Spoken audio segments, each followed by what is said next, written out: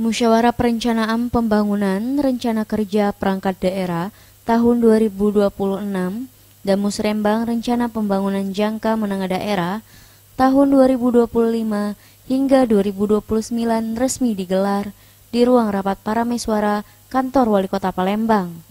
Kegiatan ini menjadi forum strategis untuk menyelaraskan usulan program pembangunan dari berbagai sektor.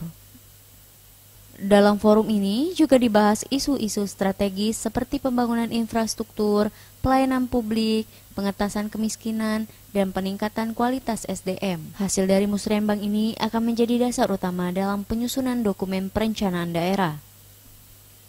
Wali Kota Palembang, Ratu Dewa mengatakan bahwa pembahasan forum cukup penting karena menentukan arah dan kebijakan program kegiatan pembangunan baik 5 tahun ke depan maupun di 2026 nantinya.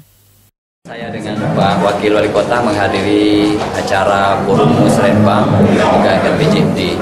Saya kira ini adalah pembahasan yang cukup penting karena menentukan arah dan kebijakan program dan kegiatan pembangunan baik 5 tahun ke depan maupun di tahun 2026. Kami ingin program kemarin sesuai dengan visi misi dari RDPS, banyak hal yang harus diimplementasikan dalam bentuk kegiatan. Yang penting buat kami jangan hanya ini adalah sekedar proses dokumen yang berbasa-basi, tetapi benar-benar terukur program ini bisa dilaksanakan.